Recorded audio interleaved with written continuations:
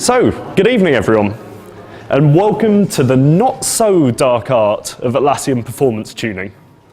In this presentation, which Adaptavist originally presented at the Atlassian Summit this year, we will be covering the types of issues that can commonly occur with the performance of Atlassian applications and what you can do to help resolve these issues. I'm Jamie Sawyer, and I'm a consultant with Adaptavist.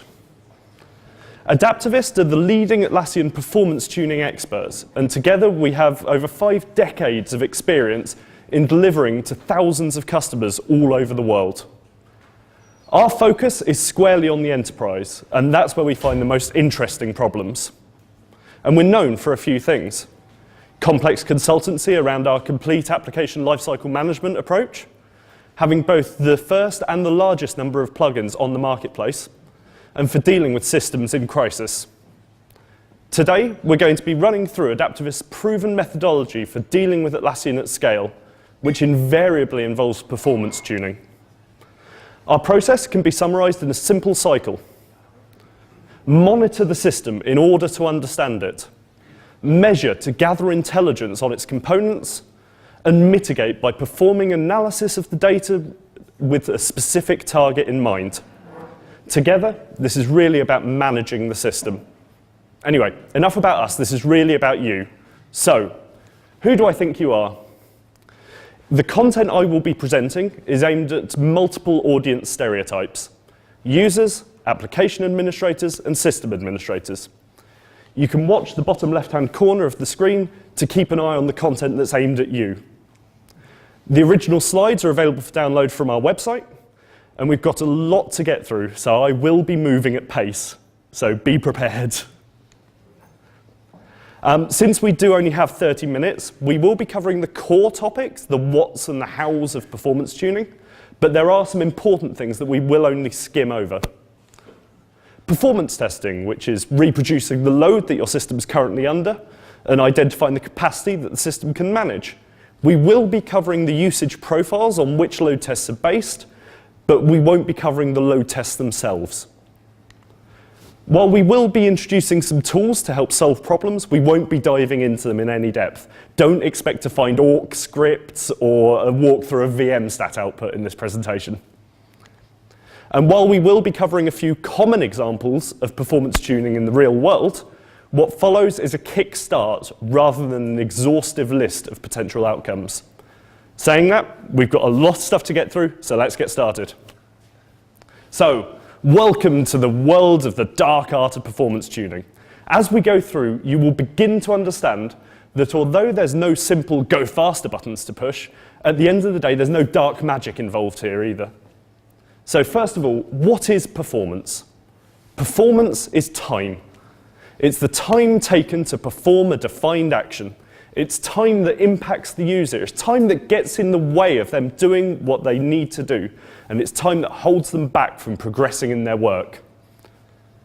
Because Atlassian applications are web-based, this means that the user experience is within the browser, and this includes the page load time. So, we're often told that systems slow and that performance just sucks. Does it really? What makes you believe that? Is that what the end users are telling you subjectively, or do you have any objective data on that? What do you think is causing it? Perhaps it was the additional project that you added. Perhaps it was upgrading that plugin, or maybe the infrastructure changes last week. What makes you think that? Are you sure? Hopefully, by the end of this talk, you'll feel equipped to answer all of the above. So, what affects performance then? Well, there's many things that affect performance, but primarily, it's users. Lots and lots of users. So most organizations of scale have a lot of users.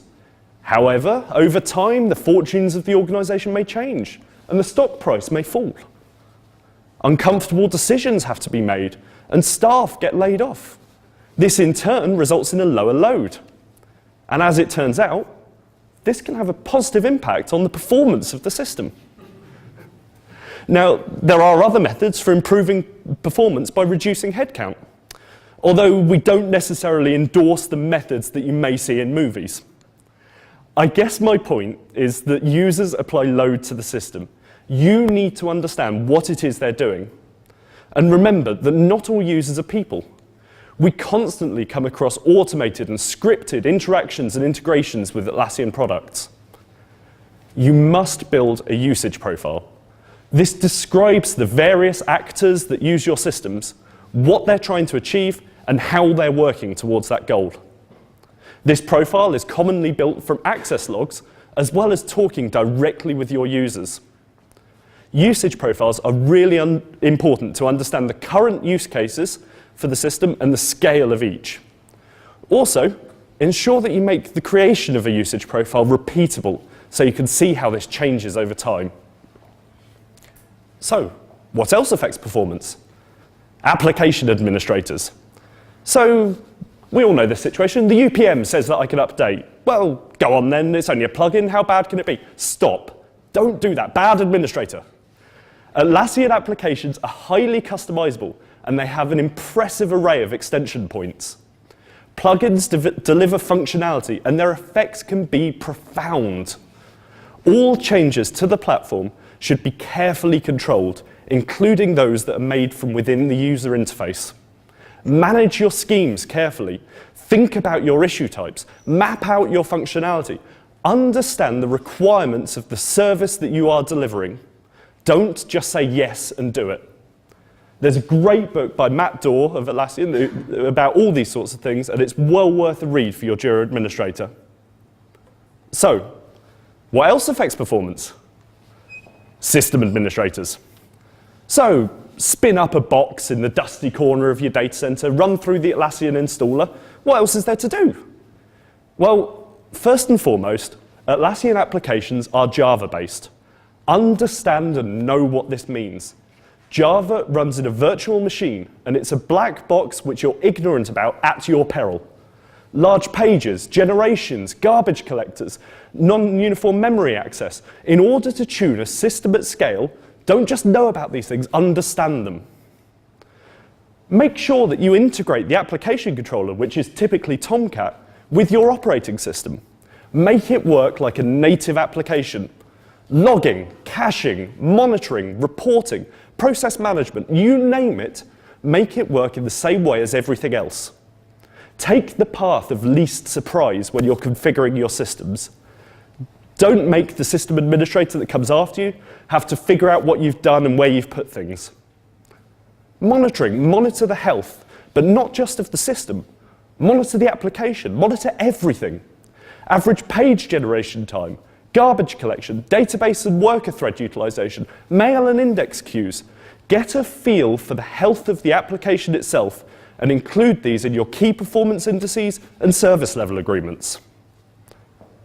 Like the proverbial bottleneck, Atlassian applications suffer from contention around the database, the network, and disk access, as well as, particularly on Unix systems, file descriptors. Monitor and size these points of contention appropriately and test them thoroughly during functional changes. Regarding virtualization, it must be well managed and the inherent trade-offs that come with it well understood. Remember, when it comes to Atlassian applications, Atlassian care about the application itself. You should care about the service. This means to understand the functionality that you are delivering to your users and the impact that you are having upon them. Make sure you understand the scale that you have to deliver to and validate your assumptions, as you may be dealing with a different scale to what you first expected, and you can quickly end up out of your depth. A good example of this, the default garbage collector is often inappropriate for large-scale systems. So next up, JFDI. Just do it. These are all things that you should already be doing. So let's start off with the infrastructure. First off, use a reverse proxy. We often use Apache. Not that kind of Apache. There we go. Apache HTTPD. There are others, of course, Nginx, Varnish, HA Proxy. But with all of them, make sure that you cache appropriately. Perform SSL termination, but don't do it within Java. And log your response times. So, earlier in the presentation, you may have seen a Windows logo and Tux sat next to each other happily side by side. So you could use either Windows or Linux then. Well, it's not quite true. In reality, for the application, you really want to use a modern Linux. Red Hat, CentOS, or Ubuntu, ideally. Ensure that you can make use of non-uniform memory access and huge pages, as the performance benefits can be profound. Memory-wise, make sure that you've got memory available for operating system caching. For example, make sure that you can fit your indexes into the memory outside of the JVM and other applications. File descriptors, as I mentioned earlier, make sure that you've got a minimum of 8,000 configured, up from the 1,000 default that you get in CentOS and Red Hat. We know of some systems where they need to have 200,000 to function. Moving on to Java, use the latest and greatest Atlassian supported JVM. Even the minor patch releases can have a profound impact on things like garbage collection. Speaking of garbage collection, turn on garbage collection logging. Here are some of our standard settings, and as you can see, we're logging verbosely, we're capturing time and date stamps, we're detecting premature promotion, and we're logging it all into a file which is different each time you start the JVM. Don't worry about writing this down, you'll be able to get this off of the presentation later. Next up, when writing automated scripts, use the REST interface. Don't use the SOAP or XML RPC interfaces. These are being deprecated and REST is the future. Speaking of automated interactions, use the Atlassian Bot Killer plugin. Web bots such as Google and scripted REST clients can end up creating thousands of sessions, yet they never come back and use them. This plugin works by reducing the HTTP session timeout to 1 minute for the first request, and then raising it back up to its original level for the second and subsequent requests. This means that bot sessions expire in a few minutes rather than a few hours. It's worth noting that using the Bot Killer plugin actually saved Jira.Atlassian.com a few hundred megabytes in heap size. Finally, remember that access information isn't just for the eyes of the NSA, it's for you as well. Enable access logging, both in the application and in the reverse proxy. Moving on. Remember, only fools rush in. Be careful and be methodical in your approach. The dominating consumer approach, which is championed by Kirk Pepperdine, takes a consumable such as time, CPU, or memory, and works out where the biggest wins can be made by identifying the dominating consumer of that resource. So let's start this analysis with request time. After all, user experience is king. To analyze this, we first need to understand where the time is going. So what do we need to look at? The caching, or the lack thereof, encryption and compression, transport effects, both latency and bandwidth, page generation time. It's worth noting that the time on the server is just one part of the overall user experience. Connection queuing, ordering of nested requests, browser rendering, all of these can have a significant impact on the response time. Sorry. Let's say you need to dig into the page generation time. There are many things that can impact this. Filters, such as servlet filters, sitting in the chain before and after being passed, the content's passed to a servlet. Authentication authorization, user management, especially external, can have a profound impact. Numbers of users, groups, and group memberships can all have an impact.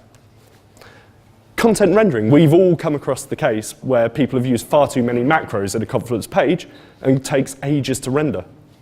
Searching, both including the act of searching itself and the act of indexing.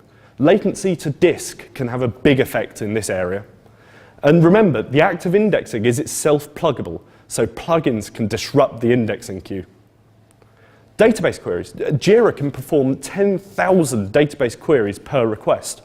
Basic math just says that a 1 millisecond one-way latency adds 20 seconds to your request. For plugins, remember it doesn't always matter what you're doing, but how you're doing it. Use the appropriate plugins for your use case and scale. Finally, external systems. Anytime you go outside of the Atlassian process, you're potentially being blocked. And this includes all of the above. User management over LDAP, database access, and SSL offloading, for instance. So how do we analyze the page generation time then? Well, first, we need to define our actors, the use cases for the system. Speak to your users, find out how they're using the system. And remember, there can be both manual and automated interactions. Next up, obtain the raw data from your access logs. Take averages to reduce the effect of outliers and prepare it for further analysis. Next, take this raw data along with your defined actors and resolve into a usage profile. You can use tools such as linear programming to get to this result. Finally, use these usage profiles to measure average page generation time and to set up load tests. Time boxing. No, not quite what I meant. Seriously though, with time boxing, you'll want to end up with something that looks a bit like this. As we can see from this real-world example, out of the 1 second total request time, almost 80% is being spent in page generation. Google Chrome developer tools can help you build this by breaking time down into DNS lookup, TCP connection, SSL overhead, etc., etc. At the higher level, there's also request detail. Here you can see the caching that's happening both within the browser and the proxy. Of course, Firefox and Internet Explorer, etc. have similar tooling. Moving on to logging. Apache and the application both provide access logging. The time that you're looking for is the time to first byte, which encapsulates all of the components behind it. For the database side, use log4jdbc, which is a wrapping JDBC driver that logs to disk your performance metrics. And remember, of course, that in each database server, you have your own tooling, which is normally run by your local DBA. Use this to determine the quantity, type, and duration of queries. CPU. It's the resource that gets work done on the system. You should understand what's going on with the processing unit as everything follows on from there. So the first question to ask is the CPU actually in use? You can use top to find this out. If it's not, then why is it not? It could be an I/O wait, so waiting on the memory, disk, or network. You could use vmstat and IOstat to find this out. Or it could be being locked, where one thread or process is waiting on another. You could again use vmstat or JStack to look at the runnable versus blocked queue numbers. If the CPU is in use, then what's it being used by? First, you can use top and vmstat to find this out. First option is that it could be the operating system, typically because it's swapping or it's spinning on sockets. vmstat is your friend here, as is your friendly, experienced system administrator. On the other hand, it could be the Java process. Let's say Java is taking up sufficient CPU. You next want to know if it's the JVM or the application taking up that CPU time. JStat, JMap, and garbage collection logging are your friends. You may also want to use something along the lines of visual VM to find this out. Assuming that the JVM isn't stopping the world with garbage collects, this leaves the application logic using the CPU, and this is a good thing. This means that your application is buzzing along with its number crunching activities.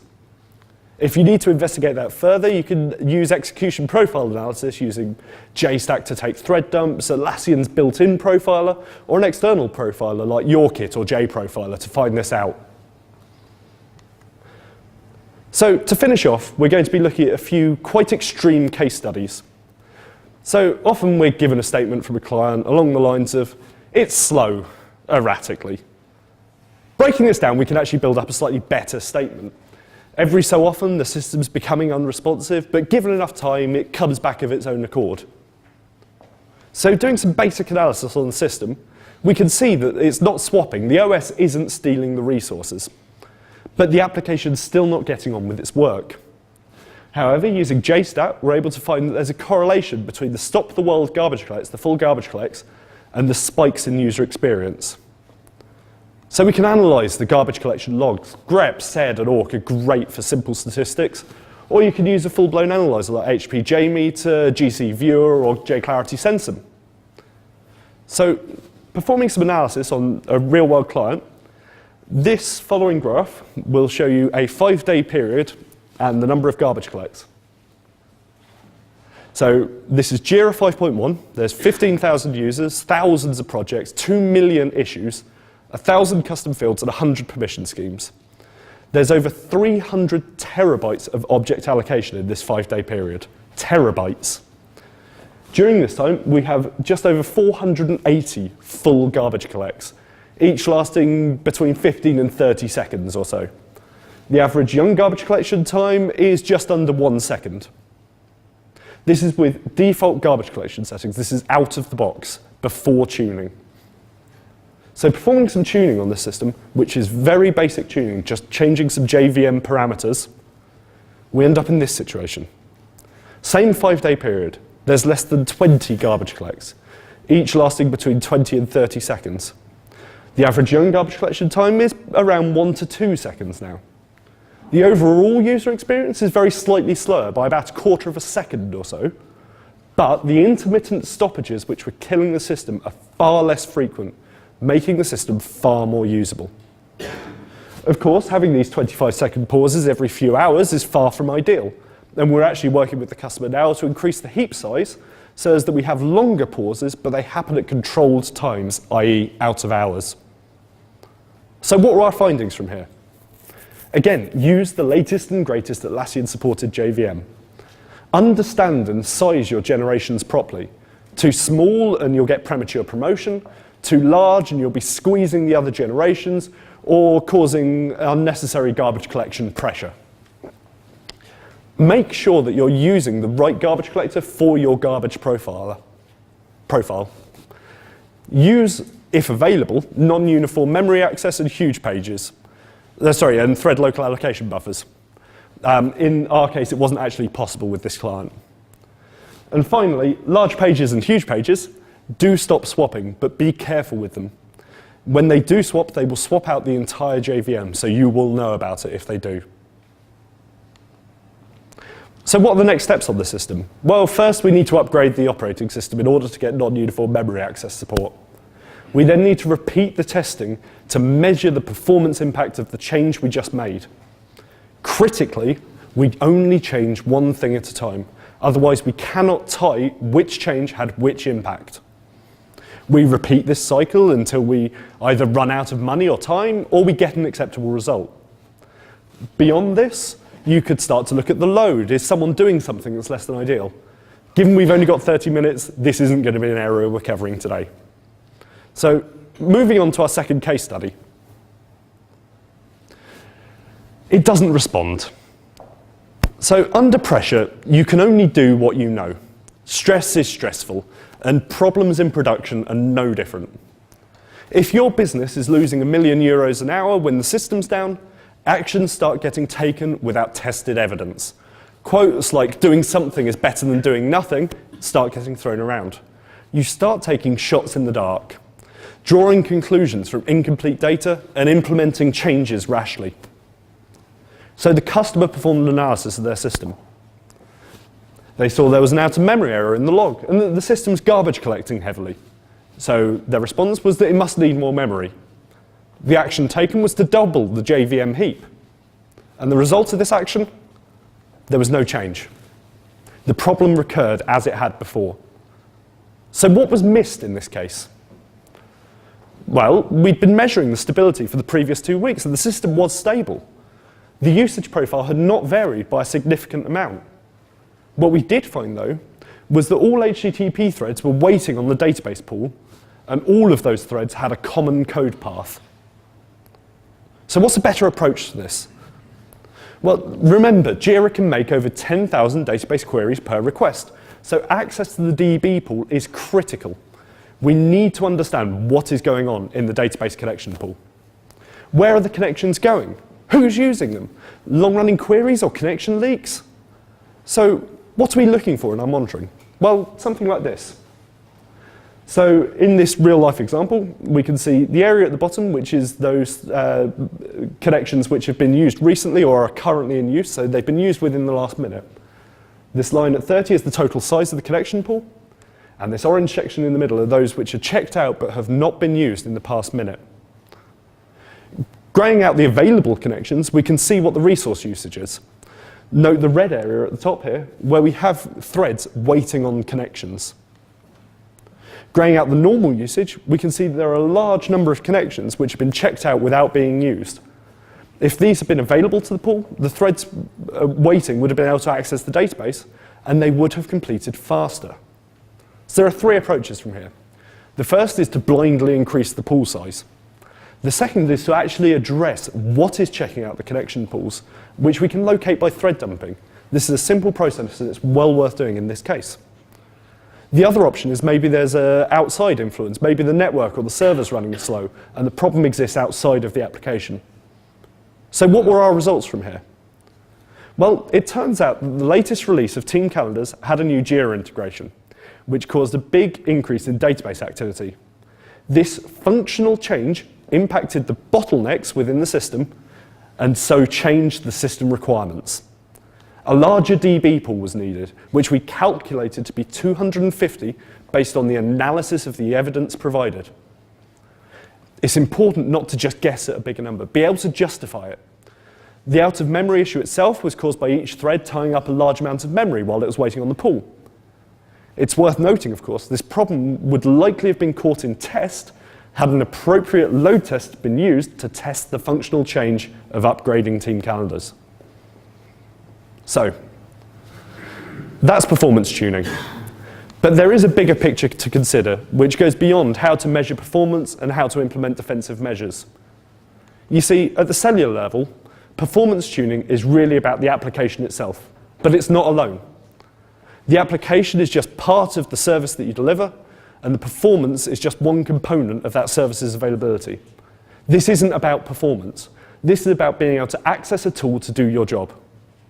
And service availability is just one component of an operational system that supports the people within a business. If we look at the whole picture, we can see that application lifecycle management is actually about helping your business deliver.